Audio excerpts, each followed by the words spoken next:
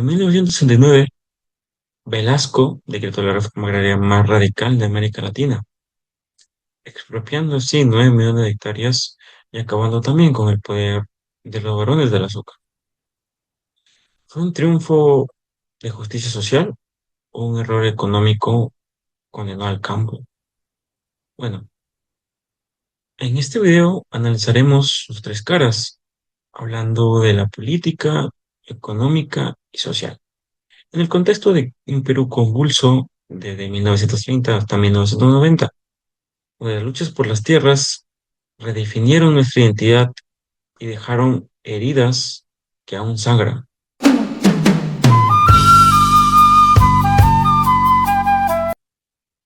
Impacto político, empoderamiento o caos. Podría decirse que entre ellos tenemos muchos beneficios. Entre ellos tenemos el fin del feudalismo y la oligarquía. Entonces, así el poder, la destrucción del poder de las 40 familias que territorialmente hablando controlaban el 80% de las tierras que se podían cultivar hasta 1969. La expropiación de 10,5 millones de hectáreas, el 56% del agro nacional, que liquidó económicamente a la oligarquía costeña, que son los barones del azúcar, y la oligarquía serrana, que son los gamonales. Bueno, es así la creación de la Confederación Nacional Agraria en 1974, como brazo político campesino, canalizando demandas históricas. También tenemos la presión social compartida en política, la toma de tierras en 1956 y hasta 1964, lideradas por Hugo Blanco en Cusco y la CCP, pasaron al Estado a actuar. Así, Velasco capitalizó este descontento para legitimar su revolución militar. Y entre sus críticas tenemos autoritarismo militarizado, obviamente, su imposición vertical sin consulta campesina, las cooperativas CAP y SAIS fueron dirigidas por tecnócratas estatales, replicando una estructura militarizada de control. También la ley 19.400 en 1972, disolviendo organizaciones de hacendados para centralizar el poder en el Estado y no en lo que se prometió, que eran los campesinos, obviamente.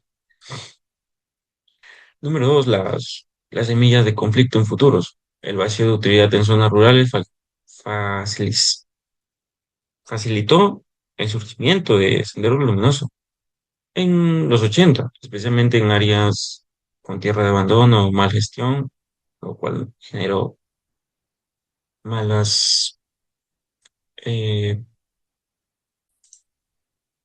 influencias y el surgimiento de Sendero Luminoso, obviamente. Bueno, una conclusión crucial políticamente hablando, fue un terremoto necesario que enterró 400 años de feudalismo, obviamente, de autocontrol, burlas a los campesinos, pero las réplicas crearon nuevos monopolios, el Estado, la burocracia corrupta, la reforma nació de la presión popular, pero devolvió el poder, pero no devolvió, perdón, el poder a quienes laboraron de tierra, a los campesinos, a los que supuestamente se iba a apoyar. No,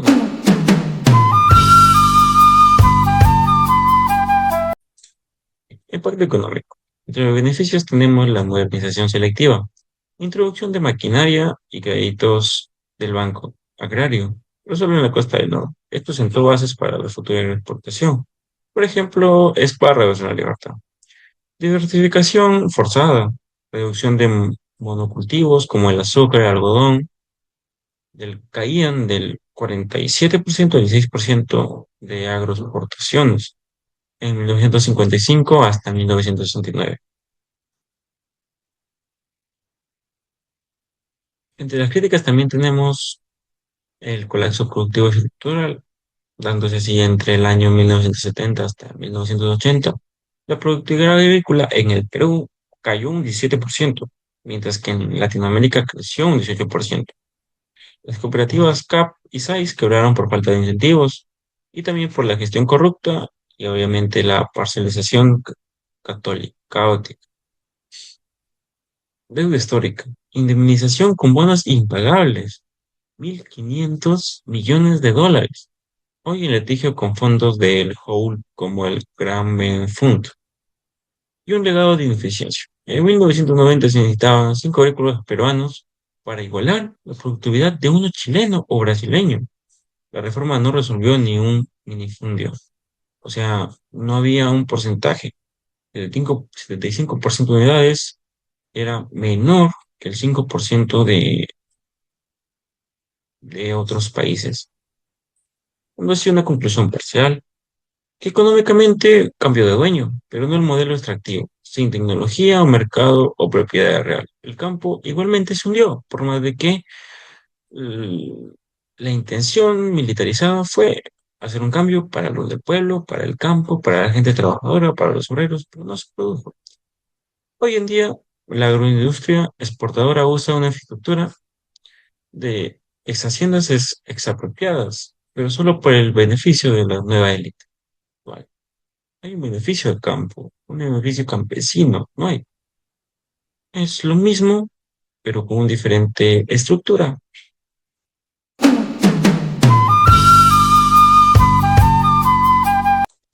En el impacto social tenemos justicias o nuevas desigualdades.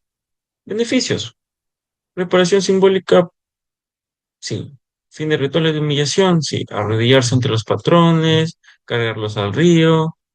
Surgió el lema del campesino, el patrón no comerá más de tu pobreza. Así como resonando como una justicia étnica, dándose así también una titulación de más de 5.680 comunidades campesinas, más de 21 millones de hectáreas, aunque el 25% actualmente sigue en conflicto. Tenemos también las críticas, que se da la exclusión territorial, solo el 16% de la sierra se llegó a reformar. Esto aceleró una migración de 2 millones de campesinos a ciudades como Lima, Chiclayo, Arequipa, creándose así las barriadas o cinturones de pobreza en Lima, lo cual se sigue viendo en diferentes distritos como San Juan del Lurigancho, que son distritos de pobreza, en diferentes formas. Leche educativa, zonas de con mayor expropiación que tuvieron menores tasas de educación secundaria, incluso hasta en el 2000. También la fragmentación comunitaria. Luchas por linderos de Ayacucho y Huanta, luego explotadas por Sendero Luminoso para la reforma. No incluyó la selva, no incluyó, solamente incluyó al campo, a la sierra, profundizando obviamente ahí una desigualdad regional. Por más que se trató una igualdad, no hubo una igualdad, dándose una conclusión parcial. Socialmente, sí, dio dignidad, sí, se retiró a muchos oligarcas, pero no desarrolló. No, la tierra no tuvo educación, nuestros campesinos no tuvo educación, crédito, mercado, solamente generó más pobreza de lo que ya había y lo cual sigue creándose de la misma manera, solamente que con otra cara. No hay un sentido de justicia, no hay un sentido de beneficio para los peruanos pobres o con pocos beneficios. No hay, sigue habiendo lo mismo que pasaba antes, el intento de cambio lo sigue habiendo actualmente y peor, con la exclusión de Dina Boluarte, que es la peor presidenta que se ha dado actualmente en el Perú, la cual sigue, va a seguir, va a ser la peor presidenta del Perú porque nadie la quiere en el Perú. Las leyes que están permitiendo en el Congreso no apoyan a los peruanos, a la misma fiscalía, la tienen amenazada los delincuentes, los cuales los fiscales no pueden hacer nada porque están protegidos por el Congreso. ¿Qué sentido tiene que los del Congreso hagan unas leyes para ellos mismos, los cuales también van a beneficiar a la gente que vive del mal? Es lo cual que se trató de hacer un cambio con la reforma, sí, pero sigue siendo ese cambio, no apoyó en nada al Perú ni al campesino. Actualmente lo empeoró, no hubo un beneficio. Y no lo va a ver si no hay un gran.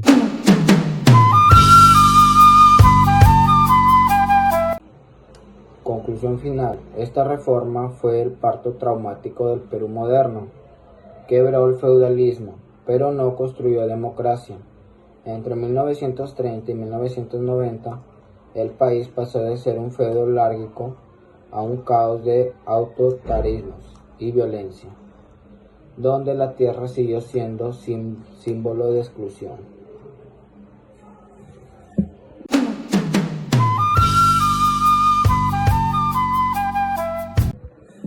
Legados permanentes. Hablaré de cada área. Área política. Cambio de 1930 a 1990. Surgimiento de movimientos indígenas. Permanencia. Centralismo estatal y corrupción. Área economía. El cambio de 1930 a 1990. Agroexportación diversificada. Permanencia, modelo extractivo y desigualdad rural. Área sociedad, cambio de 1930 a 1990, reconocimiento indígena, urbanización. Permanencia, brechas educativas y pobreza campesina.